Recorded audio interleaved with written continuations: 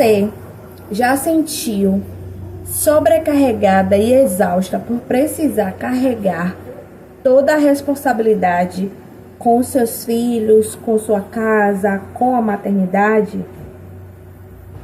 Existe um provérbio africano que fala: é necessário uma aldeia inteira para educar uma criança. E nesse vídeo eu irei trabalhar em cima desse provérbio africano, sobre a importância da rede de apoio, da gente descentralizar as responsabilidades com as nossas crianças. E eu sei que, como mãe, perpassa inúmeras circunstâncias na nossa mente em relação a cuidados, em relação à responsabilidade que terceiros podem ou não ter com os nossos filhos, que não será desempenhada da mesma forma que nós fazemos. E, mais uma vez, quero deixar registrado aqui que ninguém será mãe dos nossos filhos. Nossa relação com os nossos filhos é única e, obviamente, querendo ou não, bom ou ruim, as pessoas não tratarão eles da mesma forma. E é importante que vou citar aqui 2 aspectos. Primeiro, para que você não venha se sobrecarregar com as atividades. É o primeiro aspecto. Para que você consiga desenvolver outras coisas na sua vida de forma bem feita, de forma tranquila. Porque, às vezes, tem terceiros que até desejam lhe ajudar, tem terceiros que desejam que você tenha mais liberdade, porém, você fica com receio. E assim, mãezinha, eu te entendo, é compreensível, é aceitável essa postura, esse sentimento, essa sensação. Porém, às vezes, você mesmo impede de ser recebido apoio pela forma que você acha que deve ser realizada. Obviamente, se a criança está alimentada, se a criança está com insegurança, alguns pontos precisam ser levados em consideração. Não estou dizendo que é para você ser negligente, não olhar com o que você está deixando seus filhos e simplesmente curtir, trabalhar e fazer um curso, estudar, enfim, levar sua vida como se nada estivesse acontecendo. Não é sobre isso. Aqui nós não precisamos estar em extremos opostos. A gente pode encontrar o equilíbrio e seguir nessa jornada, lembrando que nada é linear. A gente não segue a vida em uma linha reta, mas a gente vai, né? A gente tropeça, a gente cai, a gente levanta, a gente corre, a gente anda, a gente rasteja, e a vida é sobre isso, são sobre esses movimentos. Só que aí a gente lida com algumas mães que só quer que os filhos façam exatamente tudo na hora que ela manda uma lista pra criança. Porque tem que ser assim, assim, assado, que não sei o que, se não for, não presta, que não sei o que, não sei o que. E, gente, eu estou compartilhando isso com vocês, porque eu já fui essa mãe. E, obviamente, era natural que as pessoas sentissem certa dificuldade em me fornecer ajuda, justamente porque elas não conseguiam dar conta de tudo aquilo que eu achava que era necessário para o bem-estar do meu filho. E uma coisa que eu aprendi, porque eu posso passar aqui um dia todo listando coisas que nós mães entendemos como necessário para os nossos filhos, é a questão de cada um tem uma forma de agir. Eu tenho certeza que o seu marido, se você tem, ou que o pai da criança, se ele for presente, ele não trata seu filho igual você trata, e não há nada de errado nisso. São pessoas diferentes que têm jeitos diferentes e que lidam com seu filho de forma diferente. E um divisor de águas para mim, eu falei sobre isso em um vídeo recente, foi a questão de eu entender que eu não precisava ser a mesma mãe para todos os meus filhos, né? Hoje eu tenho 3 filhos.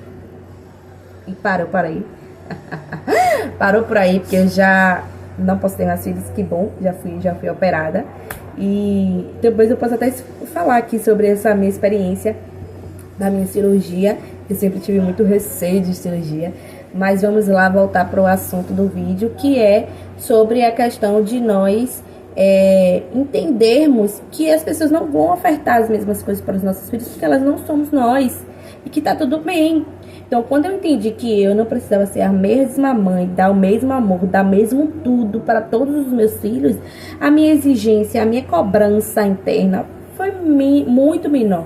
E hoje eu consigo desenvolver relações ímpares, porque é isso que acontece. Não existe relações iguais, ainda que se tenha filhos gêmeos, univitalíneo, não sei se é assim que fala, univitalício, não, enfim, idênticos, e não serão as mesmas pessoas, não serão as mesmas, serão outras pessoas.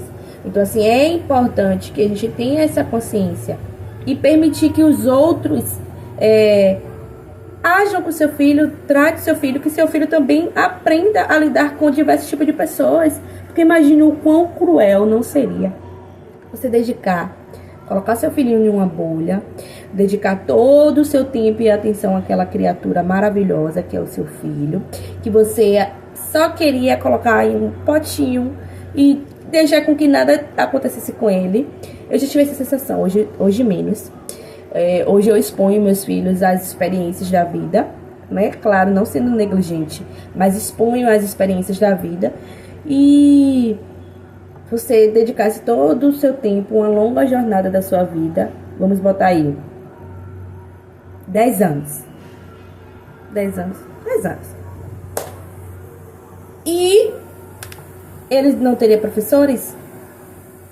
10 anos já tem mais de um professor na sala. Ele não teria, vamos lá, professores, porque educação, e a gente sabe que a educação é obrigatória. Mas aí você cozinha, você passa, você ensina atividade, você leva ao médico, você faz tudo para essa criança. Você tem toda a estrutura para isso. E você acha que essa criança, como é que essa criança, a partir do momento que ela ter a necessidade de lidar com pessoas diferentes, qual será o grau de dificuldade dela em se relacionar com pessoas diferentes? Porque, obviamente, existe o momento, né, pós saída da barriga, que é aquele momento que a criança quer mais colo, quer mais afago, quer o cheiro, o cangote da mãe, cheirinho maravilhoso que é mãe. Amo o cheiro de criança, inclusive, vale salientar. Amo aquele cangotinho assim, aquele negocinho. Todos os meus filhos mamaram, eu tive esse privilégio de todos os meus filhos. E não é demérito quem não conseguiu mamar ou quem não quis amamentar. Para mim, esse momento da maternidade foi maravilhoso. Eu amava. Apesar de, no desmame, sempre sofrer muito. Mas a amamentação com meu filho, com meus filhos, enfim, sempre foi uma coisa muito gostosa. Apesar, teve inúmeros desafios, gente. Mas eu não vou anular a parte gostosa, porque eu lembro muito mais da parte gostosa. Eu tive, no primeiro filho, meu peito era invertido, ele nasceu prematuro. Meu peito era bem curtinho, enfim, ele feria muito, foi uma bagaceira, enfim, ele sangrou em alguns momentos, mas assim, nada pra mim se compara à sensação maravilhosa que era quando eu não estava nesses momentos desafiadores. Eu lembro muito dos momentos maravilhosos que eu tive em relação à amamentação, apesar de ter muitos momentos ruins, muitos momentos que não foram legais. Então assim, eu amo o cheiro de cangote de criança fedendo a leite, aquele cheirinho assim, que é cheiro que não vende em lugar nenhum. Nenhuma loja de cosmético vai ter esse cheiro. E pra mim é único, uma sensação maravilhosa. Então, quando a gente passa por essas fases naturais, que é importante realmente você ser ali a base do seu filho, vai ter um momento que ele vai começar, para além de conhecer as pessoas da família, conhecer o externo, aí vai para a igreja, aí depois vai para uma banca, depois vai para uma creche, ou uma pessoa começa a cuidar dele, ou ele passa a ir para uma casa de uma pessoa que está cuidando dele, enfim, ele vai entendendo que o mundo é muito além daquilo, né? Mas quanto mais a gente super protege, lembrando que super proteção não é amor, superproteção não é cuidado, você está podando o seu filho, você está inibindo o seu filho das experiências naturais da vida que ele precisa passar. Então, para além de você estar em um lado de se anular, de se recolher durante um período muito grande em prol de um cuidado de seu filho, tem a questão do desenvolvimento do seu filho.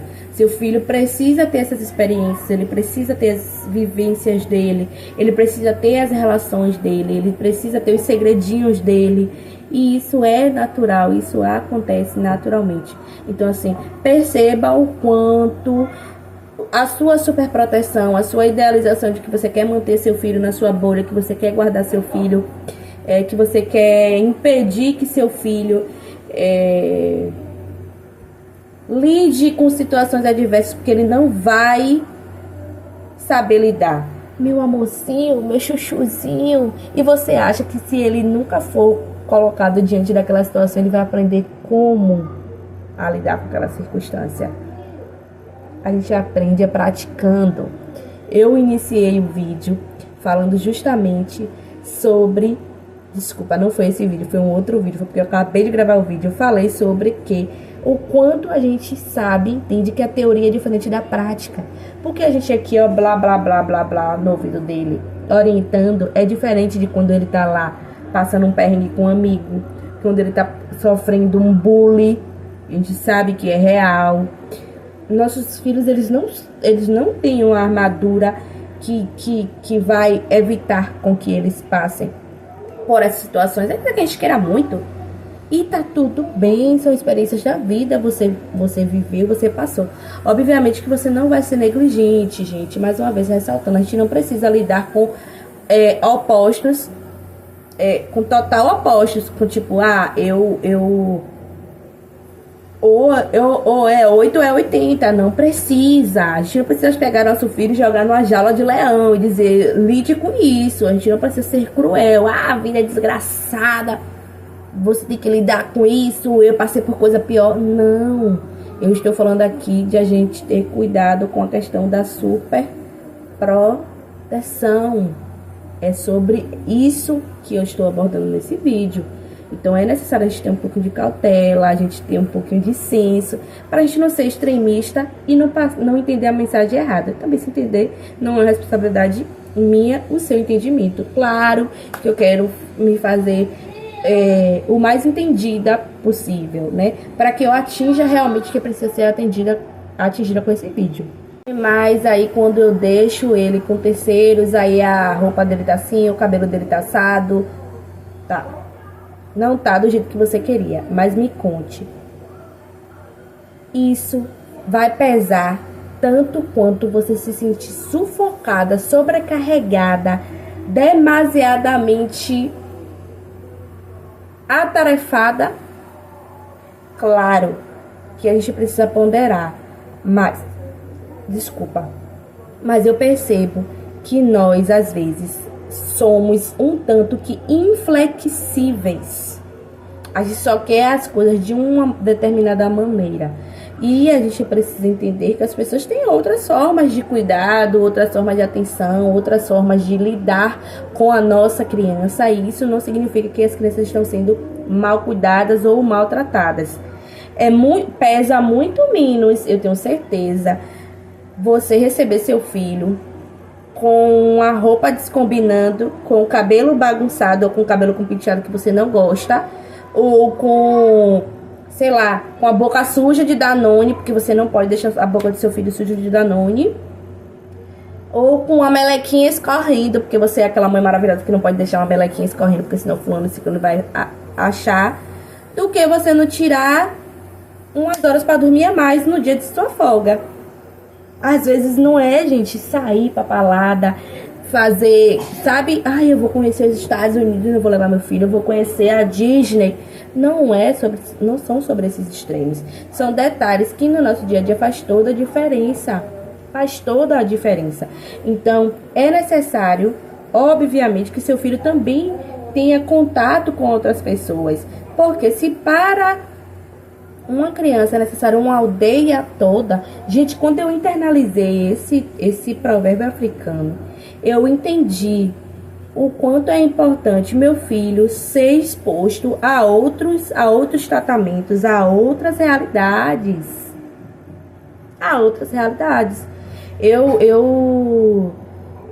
Eu tenho uma tia minha específica que eu não gosto muito da forma dela que ela educa crianças e ela não tem filhos.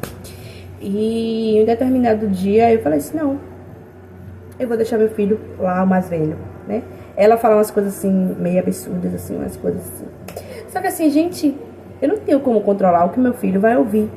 Eu não sei quem é a professora de meu filho, não em relação aos ensinos escolares, porque, obviamente, eu vou perceber nas atividades que chegam, no que ele fala, no meu acompanhamento na escola, mas assim, a forma em que ela vota, por mais que em alguns a gente tenha essa percepção, a gente não tem como controlar tudo que o nosso filho vai ouvir, vai ver, vai perceber. Isso são experiências que eles precisam ter.